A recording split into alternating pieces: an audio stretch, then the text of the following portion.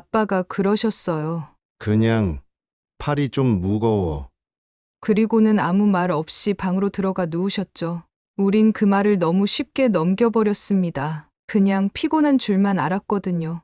늘 그랬듯 조금 쉬면 괜찮아지실 줄 알았어요. 하지만 그게 우리 가족이 들은 아빠의 마지막 말이 될 줄은 그 누구도 몰랐습니다. 그날 저녁 아빠는 화장실에서 쓰러진 채 발견됐고 병원에 도착했을 땐 이미 반신마비 상태였습니다. 안녕하세요. 저는 30년 넘게 뇌졸중과 중풍 환자들을 진료해온 뇌건강 전문가 이철환입니다. 오늘 소개해드릴 사연은 58세의 한 가장이 팔이 무겁다는 말을 남기고 쓰러졌던 너무도 안타까운 이야기입니다. 그는 오랫동안 새벽 배송과 택배 일을 병행하던 성실한 아버지였습니다. 몸이 피곤해도 꾹 참고 일하는 게 익숙한 분이었죠. 그날도 어깨에 통증이 있었지만 그저 지나가는 피로쯤으로 여겼습니다. 하지만 그게 뇌가 보낸 마지막 구조 요청이었습니다. 문제는 이 신호가 너무 흔하다는 겁니다. 그리고 너무 많은 사람들이 그걸 그냥 넘긴다는 거죠. 오늘 이 영상에서는 뇌졸중이 시작되기 전에 몸이 보내는 6가지 결정적 신호, 그리고 그 신호를 현실에서 사람들이 어떻게 놓치게 되는지, 마지막으로 그걸 놓치지 않기 위해 매일 해야 할 실천 방법까지 차근차근 말씀드리겠습니다. 그냥 필요해서 그런 줄 알았던 그 증상, 사실은 뇌가 마지막으로 말을 거는 순간일 수 있습니다. 지금 이 영상을 끝까지 보신다면 당신 자신은 물론 당신의 가족을 지킬 수도 있습니다. 구독과 좋아요는 그 신호를 놓치지 않게 해주는 작은 약속입니다. 그럼 본격적으로 이야기 시작하겠습니다. 그날 아침 아빠는 말없이 문을 열고 들어오셨어요. 평소처럼 다녀왔어라는 말씀도 없이 조용히 방으로 들어가셨죠. 엄마가 물었어요. 여보, 어디 아파요? 아빠는 그냥 팔이 좀 무거워 라고만 짧게 답하시고 누워버리셨어요. 그게 마지막 말이 될 줄은 아무도 몰랐죠. 그날 하루 종일 아빠는 누워만 계셨어요. 식사도 안 하셨고 말을 거의 하지 않으셨어요. 엄마도 저도 그냥 피곤한 줄만 알았어요. 늘 과로로 힘드셨으니까 그렇게 큰 문제라고 생각하지 않았어요. 저녁이 되자 아빠는 거실로 나오셔서 TV를 켰어요. 그런데 리모컨을 이상하게 누르시더라고요. 계속 같은 버튼만 누르고 채널을 바꾸지 못하셨어요. 제가 아빠, 왜 그래요? 라고 물었지만 아빠는 그냥 멋쩍은 미소만 지으셨어요. 그때 알았어야 했어요. 뭔가 잘못됐다는 걸. 그날 밤 아빠는 말없이 방에 들어가 주무셨어요. 그리고 그게 우리 가족과 함께 보낸 마지막 밤이었어요. 다음 날 아침 화장실에서 무언가 쓰러지는 소리가 들렸어요. 급하게 가보니 아빠가 바닥에 쓰러져 계셨어요. 왼쪽 팔과 다리가 움직이지 않았고 말도 전혀 못하셨어요. 병원에 도착했을 땐 이미 늦었다고 했어요. 의사는 골든타임이 지나 손상을 막기 어렵습니다라고 했어요. 엄마는 믿을 수 없다는 듯 의사만 바라봤고 오빠와 저는 아무 말도 못한 채 그 자리에 얼어붙어 있었어요. 의사는 우리에게 전날 아빠가 보였던 증상들이 모두 뇌졸중의 경고였다고 말했어요. 우리가 그렇게 가볍게 여겼던 팔의 무거움, 말의 어눌함, 행동의 이상, 그게 모두 뇌에서 보내는 구조 요청이었다는 거예요. 그 말을 듣고 우리 가족은 서로를 원망하기 시작했어요. 왜 병원에 가지 않았어? 왜 더 신경 쓰지 않았어? 엄마는 알았어야지. 아빠 표정, 말투 다 이상했잖아. 끝없이 후회와 원망이 이어졌어요. 지금 아빠는 말을 하지 못하세요. 왼쪽 몸을 전혀 움직이지 못하시고 병원 침대에 누워 계세요. 한쪽 눈에서 가끔 눈물이 흐를 때마다 우리 가족은 아무 말도 할 수 없어요. 그날 아빠가 하신 마지막 말, 팔이 좀 무거워. 우리가 그 말을 제대로 들었다면 지금 우리 가족은 이렇게 되지 않았을 텐데요. 그 순간을 평생 잊지 못할 것 같아요. 안타까운 이야기입니다. 하지만 이건 특별한 일이 아닙니다. 지금 우리의 일상에서도 충분히 일어날 수 있는 너무 흔한 현실입니다. 이제 그분이 놓쳤던 뇌졸중의 6가지 주요 신호를 정리해 보겠습니다. 일부는 이미 앞서 이야기했던 내용일 수 있지만 다시 짚어야 할 이유가 분명합니다. 그 짧은 순간에 이 신호를 인지하느냐, 놓치느냐에 따라 생애 전체가 달라지기 때문입니다. 첫 번째 신호 갑작스러운 어지럼증. 평소와 달리 균형을 못 잡고 몸이 휘청거리거나 세상이 빙글빙글 도는 느낌이 든다면 단순한 귀 질환이 아닌 손해 또는 뇌간의 혈류 장애일 수 있습니다. 저는 회전성 어지럼으로 내원한 62세 여성 환자를 기억합니다. 출근길 계단에서 중심을 잃고 넘어지셨는데 검사 결과 손의 경색이 확인됐습니다. 두 번째 신호말이 어눌해짐, 단어가 잘 떠오르지 않음. 이건 단순한 피곤함이 아닙니다. 대뇌 좌방구의 브로카 영역 또는 베르니케 영역이 손상될 때 나타나는 증상입니다. 환자들은 말을 잇지 못하거나 뜻과 다른 단어를 말합니다. 주변에선 말이 꼬인다고 표현하죠. 이런 말의 변화는 가족이 가장 먼저 눈치챌 수 있는 신호입니다. 세 번째 신호 손이나 발의 저림, 감각 이상. 많은 분들이 손저림을 디스크나 신경증후군으로 생각합니다. 그러나 한쪽 손만 특히 가만히 있을 때 저리고 감각이 둔해지는 경우는 감각 피질에 혈류 이상이 생긴 것일 수 있습니다. 특히 아침에 일어났을 때 손끝 감각이 둔하거나 힘이 빠진다면 반드시 검사가 필요합니다.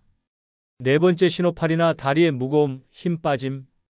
팔이 축 늘어진다, 다리가 자꾸 밀린다. 환자들은 이렇게 말합니다. 이건 단순한 근육 피로가 아니라 편측 마비가 시작되는 전형적인 증상입니다.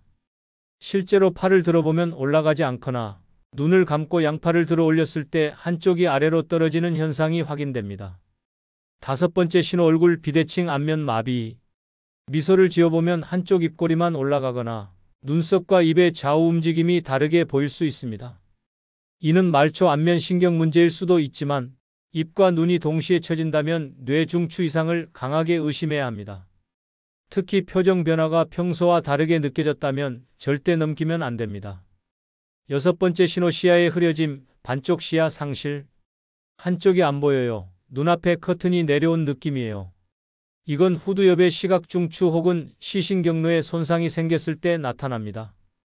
특히 양쪽 눈을 떴을 때 한쪽 시야가 흐릿하거나 어두운 경우 그건 눈 문제가 아니라 뇌의 문제일 가능성이 높습니다. 이 모든 증상은 한 가지씩 따로 나타나기도 하고 여러 개가 동시에 겹쳐서 오기도 합니다. 그리고 더 무서운 건 대부분 잠깐 괜찮아졌다가 다시 나타나는 패턴을 보인다는 점입니다. 그래서 좀 쉬면 괜찮겠지 하고 넘기면 골든타임은 조용히 지나갑니다. 제가 환자와 가족에게 항상 강조하는 말이 있습니다. 한쪽 몸에서 이상이 느껴지면 그건 뇌가 보내는 구조 요청입니다. 그 신호는 다시 오지 않습니다. 이제 다음으로 왜 이런 증상들이 나타나는지, 뇌 안에서 무슨 일이 벌어지고 있는지 설명드리겠습니다. 뇌졸중이 시작될 때 우리 몸에서는 분명한 변화가 일어납니다. 하지만 그 변화는 피부처럼 눈에 보이지 않습니다. 문제는 뇌 안에서 조용히 그러나 빠르게 진행됩니다. 뇌졸중은 크게 두 가지로 나뉩니다. 혈관이 막히는 허혈성 뇌졸중과 혈관이 터지는 출혈성 뇌졸중. 전체 뇌졸중의 약 80%는 허혈성, 즉 혈전이나 색전이 뇌혈관을 막으면서 발생합니다. 뇌는 다른 장기와 달리 산소 공급이 단 몇 분만 끊겨도 손상이 시작됩니다. 왜냐하면 뇌세포는 에너지를 저장해두는 시스템이 거의 없기 때문입니다. 단 5분만 혈류가 차단돼도 해당 부위의 신경세포는 기능을 잃기 시작합니다. 특히 편측 마비가 오는 이유는 대뇌는 좌우가 교차해서 작동하기 때문입니다. 왼쪽 뇌는 오른쪽 몸을, 오른쪽 뇌는 왼쪽 몸을 조절합니다. 그래서 오른쪽 팔과 다리에 힘이 빠지면 대부분 왼쪽 대뇌 피질에 문제가 생긴 겁니다. 말이 어눌해지는 건 대뇌 좌방구의 브로카 영역이나 베르니케 영역, 시야가 흐려지는 건 후두엽, 갑작스러운 어지럼은 손에 또는 뇌간에 이상이 생겼을 때 발생합니다. 뇌는 한순간에 무너지지 않습니다. 작게, 천천히, 조용히 무너집니다. 하지만 한번 손상된 부위는 대부분 회복되지 않습니다. 그래서 뇌졸중은 시간과의 싸움이라고 말하는 것입니다. 이제 다음으로 이 신호들을 인지했을 때 우리가 일상에서 할 수 있는 가장 현실적인 대응과 실천 루틴을 말씀드리겠습니다. 뇌졸중은 조기에 인지하면 막을 수 있습니다. 문제는 대부분 그 신호를 지나치거나 결정적인 순간에 행동하지 않는다는 데 있습니다. 그래서 지금부터는 실질적인 대응법을 말씀드리겠습니다. 가장 먼저 기억하셔야 할 것은 FAST입니다. 뇌졸중을 빠르게 인식하고 대처하기 위해 만들어진 국제 기준입니다. F. 페이스 얼굴 웃어보기 했을 때 얼굴이 비대칭이거나 한쪽 입꼬리가 처진다면 위험 신호입니다. A. 안팔 양팔을 들어보게 했을 때 한쪽이 올라가지 않거나 떨어진다면 즉시 병원으로 가야 합니다. S. 스피치말 짧은 문장을 따라 말하게 했을 때 어눌하거나 단어가 뒤섞인다면 중추신경계 이상일 수 있습니다. T. 타임 시간 이 모든 증상이 보이면 즉시 119를 부르고 병원으로 이동해야 합니다. 이 FAST 기준은 단순하지만 실제로 많은 생명을 살리고 있는 방법입니다. 그 외에도 아침에 일어나자마자 할 수 있는 간단한 체크 루틴을 제안드립니다.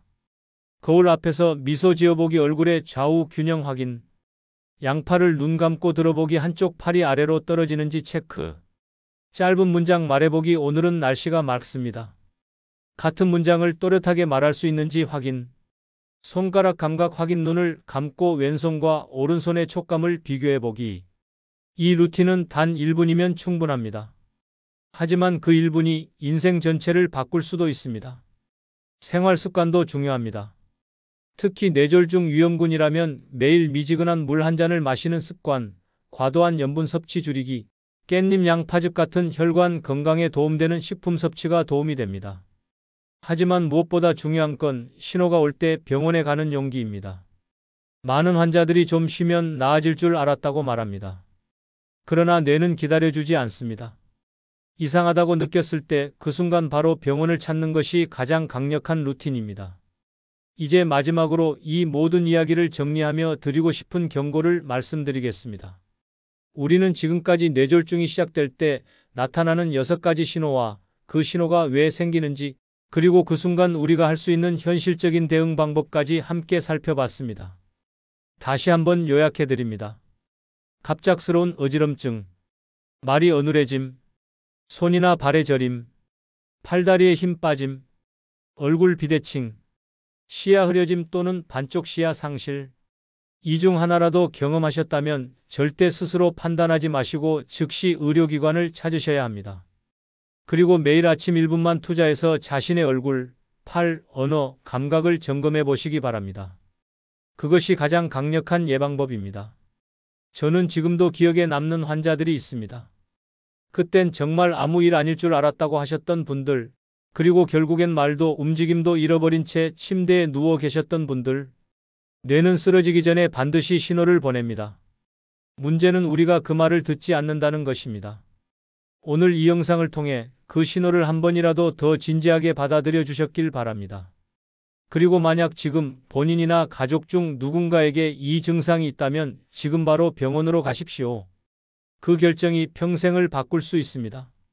이 영상이 당신에게 의미 있는 시간이 되었다면 구독과 좋아요를 눌러주세요. 그 한 번의 행동이 또 한 사람의 생명을 지키는 계기가 될 수 있습니다.